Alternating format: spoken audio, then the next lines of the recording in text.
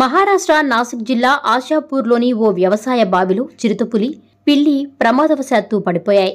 నీటిలో తేలుతూ బావి నుంచి బయటపడేందుకు ప్రయత్నించినా ఫలితం లేకపోయింది. చిరుత అలసి మోటార్ ప్లాట్ఫామ్ పైకి ఎక్కి కూర్చుంది. రాజేష్ సంఘాలనే రైతు బావిలో వీటిని గుర్తించి పోలీసులు, అటవీశాఖ అధికారులకు సమాచారమిచ్చారు. కొన్ని గంటల పాటు శ్రమించి వాటిని సురక్షితంగా బయటకు తీసి అడవిలో వదిలిపెట్టారు.